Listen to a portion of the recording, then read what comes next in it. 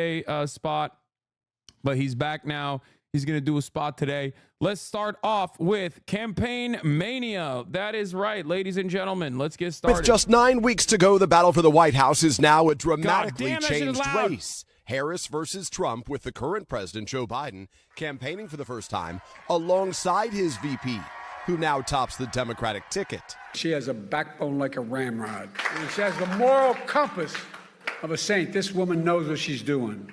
Harris in Pennsylvania, using the Labor Day holiday to emphasize her commitment to union workers. When union wages go up, everybody's wages go up. When union workplaces are safer, all workplaces are safer. When unions are strong, America is strong. Noticeably off the trail. Dude, if you can't recognize the difference between Kamala Harris's speech on unions versus Kamala Harris on any other issue, I don't know what to tell you.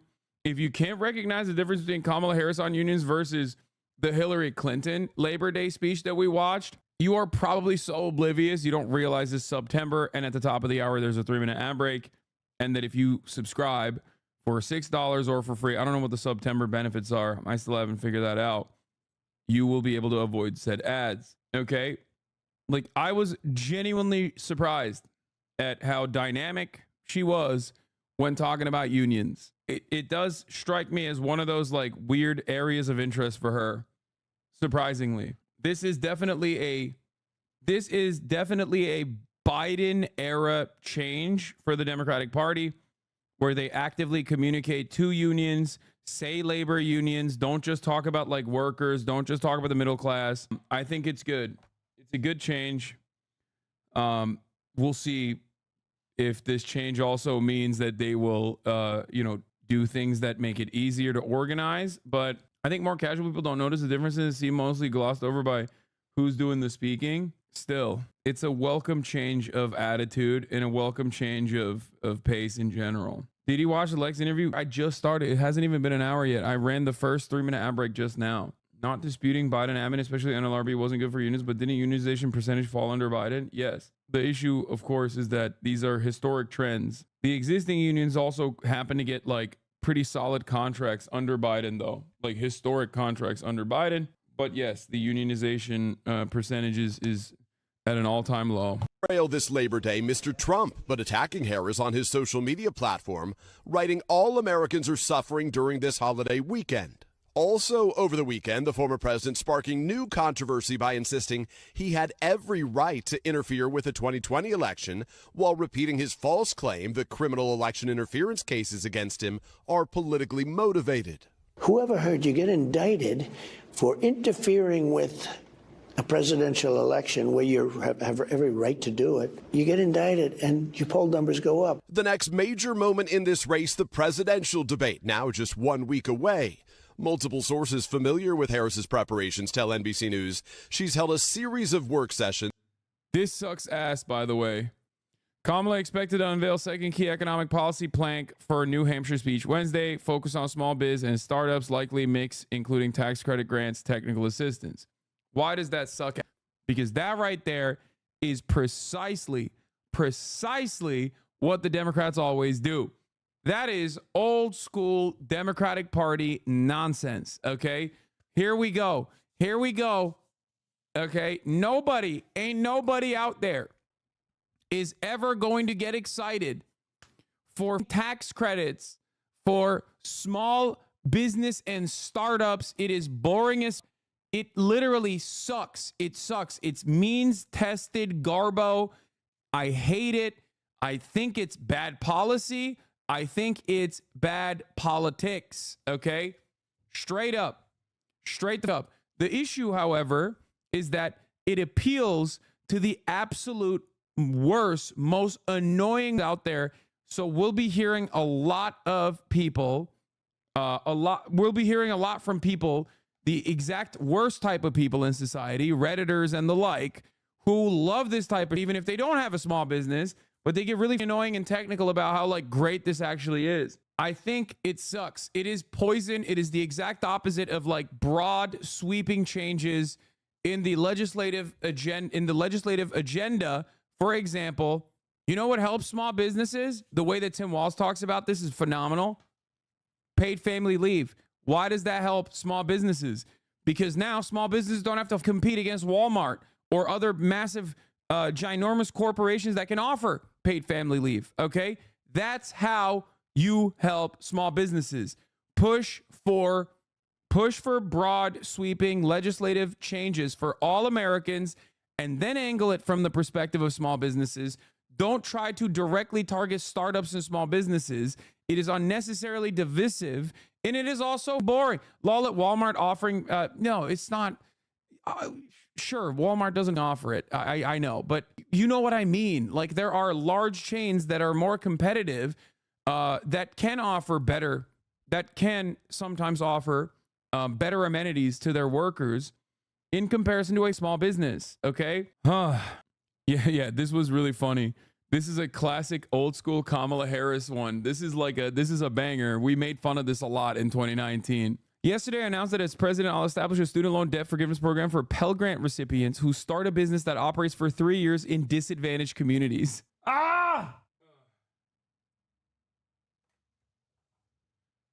As opposed to just doing student loan debt forgiveness. Why can't you just say student loan debt forgiveness? Like, this was in 2019 when she was running in the primary. Terrible instincts in general. What a laughable notion. I want to thank everyone for your feedback and clarify some confusion. We have an opportunity gap in our country, and one thing we need to do is support black entrepreneurs. I have a plan to do that on multiple fronts.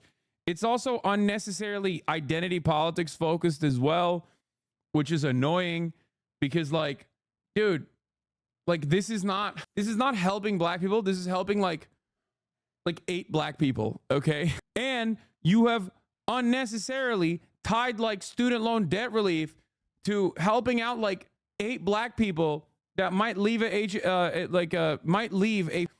college and then go back to a community that is underserved and start a podcast or something. Like, it sucks. Yeah. So student loan relief for Pell Grant recipients is just one component of our plan to reduce the opportunity gap for black entrepreneurs.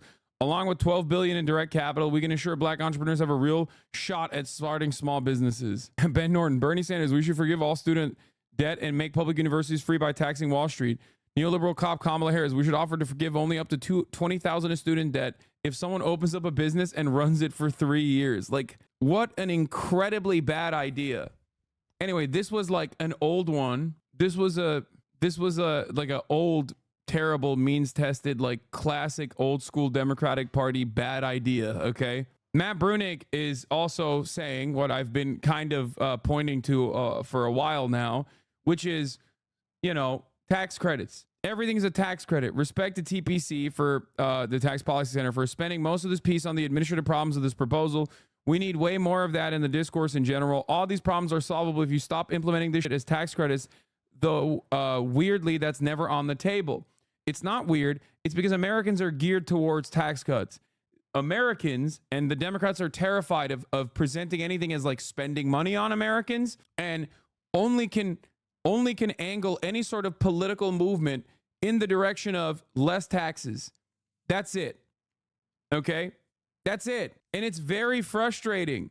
It's so frustrating. I mean, I've talked about this as well. It's just like, everything's a tax cut. Everything's a tax cut. Everything's a tax credit. You really don't have to talk about how to best mitigate all the problems caused by having the IRS run a welfare program. You really can just decide not to have any of those problems if by designing it as a normal Social Security Administration program. I mean, don't get me wrong. Whom among us does not like the intellectual challenge of how to do things in ways that don't make sense? I'd love to see a paper on how the Mine Health Safety Administration could run child allowance. But when it comes to doing actual policy, yeah, it doesn't make sense. Okay. It does make sense if you think about it from the framework of like, I am terrified of ever running a campaign that is going to just straight up give people money because I'm worried they're going to say I'm a communist, and I'm worried that they're going to say, how do we pay for it? How do we pay for it? How do we pay for it over and over again? And I don't want to, I don't want to ever personally deal with that messaging problem. So everything's a tax cut. Everything's a tax cut. Everything's a tax cut. Anyway, there's more. Advisors have weighed, including parts of the care economy, such as paid leave and childcare patients and tax plans, e.g. billionaire tax hike in the upcoming push this week, but I'm not sure whether they'll make it in. Oh, so they're not admitting, they're not putting in the good. I was surprised to learn that 62 million U.S. workers are employed by a firm with fewer than 500 employees. Oh my Lord. This is the good part. This is the good, the care economy, focusing on the care economy, paid leave, childcare plans, tax plans, including billionaire tax hike. That's the good. So they're literally coming out with the cookie cutter, means tested neoliberal and not coming out with the actual good. Doing this shit also makes doing taxes without some stupid shit like TurboTax or a CPA impossible, which makes something like a single tax bill being sent to the Americans by the IRS even harder to implement. Oh my God. Oh my Lord, dude. I don't even know if, I mean, Dems are so afraid of being called communist, good Lord. They're going to be called communist regardless. Just do things that are good for people and communicate how they are good for people and how Republicans are lying. You can do that already. Okay. You're doing that already. You're doing that already. You are forced to do that in every other aspect. Like Biden is calling her Comrade Harris. Okay. Trump literally is calling Kamala Harris Comrade Harris. Okay. Did I say Biden? Sorry. Trump is calling Kamala Harris Comrade Harris. Trump says that under the Biden administration, America skipped the step with socialism and went to straight communism. These are laughable concepts. Just laugh at it and be like, these dumbasses want us to not give you nice things, okay? For far too long, nice things have only been afforded by the federal government in the form of taxpayer-funded subsidies to corporations and the billionaire class. We want you to get a crumb of that. There's a lot of you out there. There's a lot more of you than there are of them. But we want to, and it's going to be somewhat costly, but we want you to get something in return for all the taxes that you're paying for.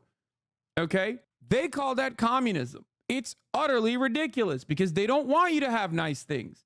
Just say that because it's the truth. Okay? Force them into a corner of engaging in, deficit hawkish behavior that Donald Trump doesn't like doing. He does not do it because he is a populist. He knows he doesn't want to do that. He knows that that's poison for his base. Okay? It would divide his perspective. It would literally divide his base. If he was engaging in deficit hawking, it would literally cut across his own base of support. There are a ton of people who still think Donald Trump has their best interest in mind because he communicates that way. Kind of funny, just 2% of Democrats say Biden made the wrong decision by dropping out per Suffolk poll. 18% of Republicans say he did. Yeah. Is there an inherent reason why they won't engage in the truth? I understand Dems are terrible, but the current strategy seems like the same old garbage because the same old garbage seems promising now because it's got a new polish on it. Okay, that's it. It's no longer Joe Biden, who is like a carcass presenting the same old garbage. It's now Kamala Harris presenting the same old garbage. And she is at the very least like younger and more dynamic seemingly.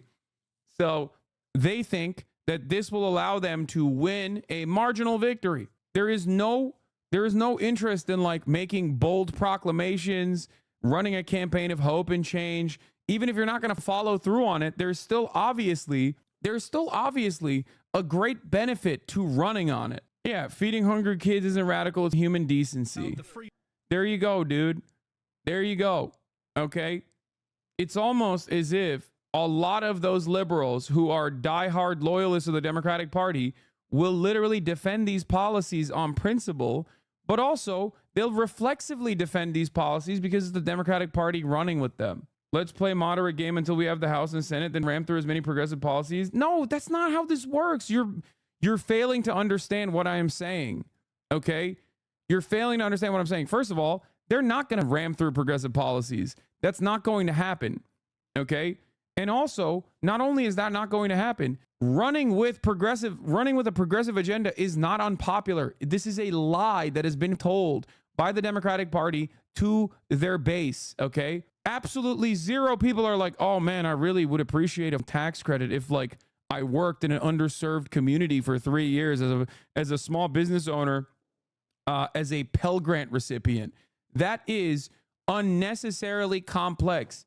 You're adding, that is the Elizabeth Warren to the Bernie Sanders. Bernie Sanders comes out and he's like, everyone needs health care. Y'all are ridiculous. Everyone deserves health care. We got to make this free. It would literally cost less to the government. It would cost less to the average American. Okay? At the end of the day, right? That's it. Boom. Universality. It's simple. It works. It's great. Elizabeth Warren's like, well, you know, here's how we're going to actually do this. We're going to means test this proposal. We're going to make the military more green, yada, yada, yada. It's not simple. It's complicated. It's nerdy. It's unnecessary. Okay? Warren made Rube Goldberg-ass policy. Exactly. There's no reason to do any of those things, especially when whether you are offering like some tax credits to key constituencies that you have identified are going to help you win like maybe a marginal victory. You are losing out on the message regardless, and they're going to call you a socialist or a communist anyway. You know? Fuck it. Put them on, like, fight for once. Democrats, fight for once in your goddamn lives. Put the Republicans on defense. You already did that, and that's why you had so much juice and so much momentum, and now you're cutting all of that juice and momentum by running the most, like, boring-ass, neoliberal, Hillary Clinton-ass campaign. Oh, I keep telling you guys, this is not effective, okay? It's not. But nobody wants to listen to me. Everyone's like, whoa, shut up. Look at the polls. They're golden. Polls look great. Polls are great. There's 62 days remaining. There's still no policies. There's still no policy proposal page. There's the first debate coming up in like 10 days. And they have cut away at like a lot of the early messaging that worked that gave them a massive boost. People in the Democratic Party, from progressives all the way to moderates, want the Democrats to fight. They want the Democrats to win, okay? But if you run scared and you refuse to fight against the Republican Party, and then you also capitulate to their framing on key issues like immigration, you're going to barely win or maybe even lose. How are you still harping about zero policies when they stated like half a dozen? Oh my God, dude. They don't have a policy page. They don't have policy papers that you need to give to door knockers and canvassers. What the are you talking about? Okay, you need you need policies on paper. Okay, that's how you engage in door knocking. That's what you give to your canvassers. This is just bad campaigning in general. Please stop. Don't worry, bro. They're definitely running the campaign of the century. What is this? Yet Biden knows better than anyone that Scoop Jackson's belligerent foreign policy, including the commitment to giving Israel a virtual blank check of America's support, has been losing ground in the Democratic Party for decades. According to Benjamin Netanyahu in 2021, Biden emphasized to him in a private conversation that domestic pressures were making it difficult for Biden to be as pro-Israel as he wanted. Biden reportedly said, Bibi, I got to tell you, I'm coming under a lot of pressure back here. This is not Scoop Jackson's Democratic Party. That's awesome. Scoop Jackson died in 1983. Okay, he died in 1983. He was born in 1912. Okay, 1912. This ain't Scoop Jackson's Democratic Party, Jack. You're telling me someone was named Scoop? Yes, brother, because he was born in 1912. They don't even name like that anymore. That's how old he is. He's so old. He died in 1983. Do you understand what I'm saying? He was born in the turn of the century. They don't even name people like that. How many of you know named Scoop, bro? It's from a different era, back when they had soda jerks, okay? That's not a concept any longer, okay? Unless you're a Mormon in Utah. I know it's a nickname. Yes, dude, I know. His name is Henry M. Jackson. My point is, they don't name Scoop anymore. Like, they don't just go, Jack, all right, we're going to name you Scoop. That's right. That's like not a thing. That's not a thing. Oh, actually just Henry. Dude, shut up. I know his name is Henry Jackson. Oh my God, you guys are so annoying. I'm saying they do not name, like they don't give nicknames like Scoop and call people Scoop Jackson any longer. Oh my God, you guys are so lame, dude.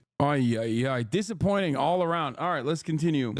Between campaign stops, and unlike Mr. Trump, who shared the stage with President Biden earlier this summer, it'll be Harris's first debate in nearly 4 years. And no public events are scheduled today for either Harris or Trump, but this week does notably mark the beginning of voting season, believe it or not, with the first absentee general election ballots getting mailed out in the key battleground state of North Carolina this Friday. Savannah. Always good to remember voting is about to begin. Peter, thank you.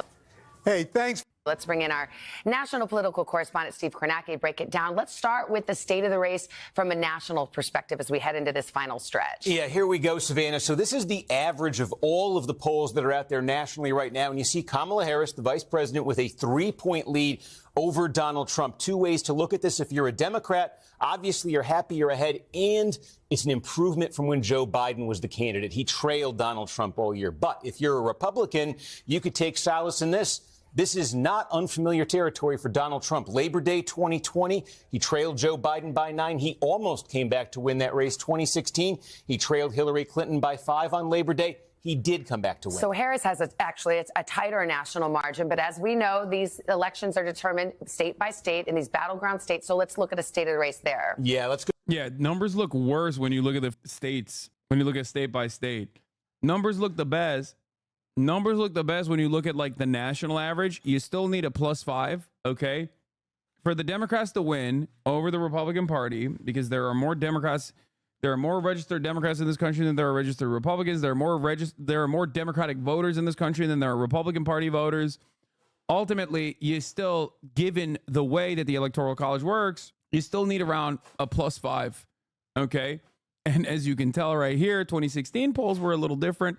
Obviously, there was a lot of overcorrecting that needed to take place for polling in 2016. Hillary Clinton's +5 didn't actually end up helping her secure the victory. Let's go through now 7 battleground states. You can memorize this list at home. We're going to talk about them a lot between now and November. But the key here is that 6 of these 7 states all went for Joe Biden in 2020. North Carolina, the only went for Trump. And you see right now, the polling is tight in just about all of them. Trump ahead narrowly in Georgia, North Carolina. Small Harris leads, except take a look here, like in Wisconsin, Harris on average leading by 6. This is important to note. The polling was off in states like Wisconsin in 2020 and 2016. It underestimated Trump's support. Whether it does that again this time around, a major question. That made a huge difference, of course, in the result there. So let's do my favorite, Matt, the 270. Love to see how this can play out when you start switching how the battlegrounds go. Yeah, mine too. So we've got those 7 states you just mentioned in gray here, the battleground states. Look, 2 perspectives here. If you're Harris, your most direct path is this. They call them the Great Lakes states. Wisconsin, if you could win that, Michigan and Pennsylvania all went for Biden 4 years ago. Hold those, and you see it right there. Harris is at exactly 270.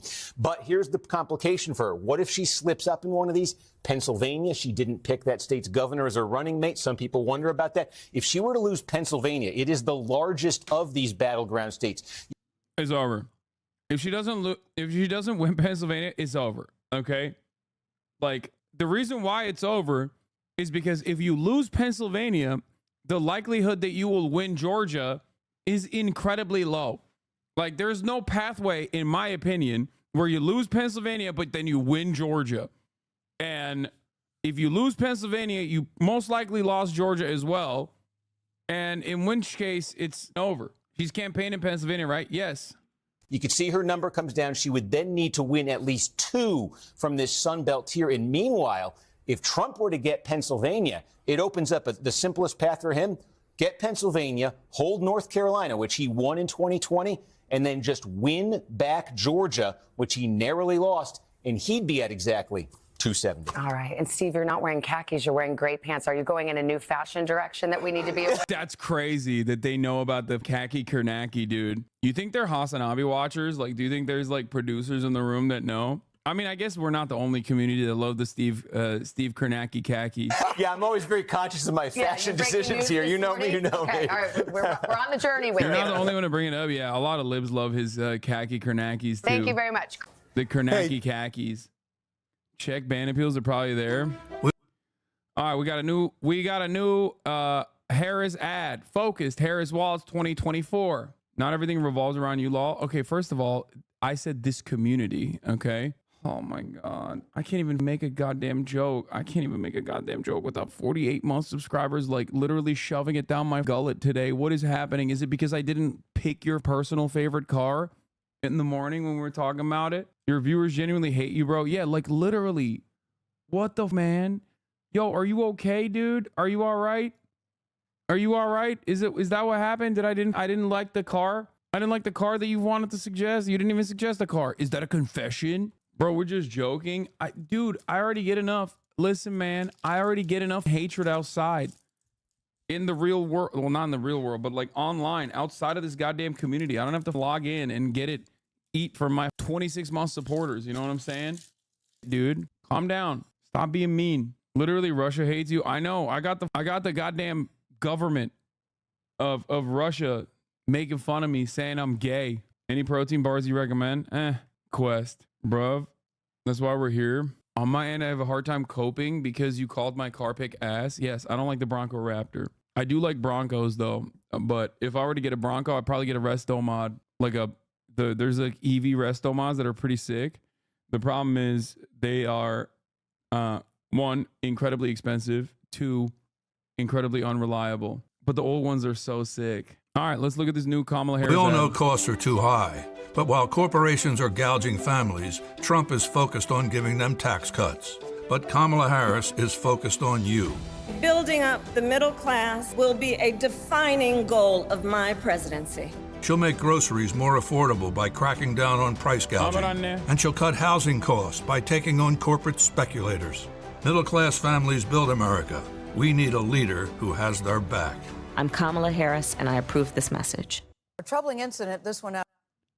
Yeah, the U.S. Marines, we'll talk about that. But what is this? The Russians are not the only ones using your ads. What? Using your likeness in ads, it seems? Okay, dude. So looking at the poll stuff, do you think she's going to win? You made it sound like it's a little dire. Right now, if the election is tomorrow, she has a decent pathway to victory. It's just... Wait, what the...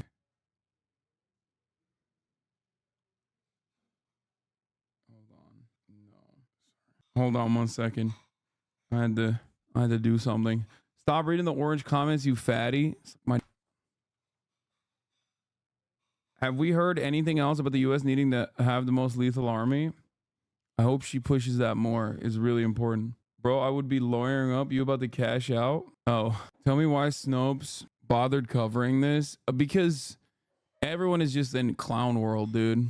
That's what it is. Whatever happened to that discourse that the war chest wasn't going to Kamala? Oh, yeah. Remember that? Another thing that they were wrong about. Liberals always running scared and always being wrong. Incredibly consistent. Yeah. What I'm trying to say is this, okay? Right now, the polls do show Kamala Harris up. And I do still think that Kamala Harris has a pathway to victory. The issue, however, is that there is no reason for... I found out on TikTok that Shane Gillis knows who you are. Sadly, it's not good. That's not surprising. He's like homies with Sam Hyde and them. I don't think he likes me that much. I don't care. I'm still, you know, I give him props for being funny. He was on that pod with the one neo-Nazi with the glasses. Yeah, exactly. Do you think the uncommitted movement will cost Kamala Michigan? Well, I don't know. We'll see. All right. Chad, did he beat the Tiger yesterday? I did beat the Tiger's ass. What was I talking about? God damn it. In terms of Kamala Harris's pathway to victory, okay, there is a likelihood that she will still win. The problem, however, is it's not supposed to be this close. It should not be this close, especially because Donald Trump is ass. He's running an ass campaign. People have already made up their minds on Donald Trump. Okay.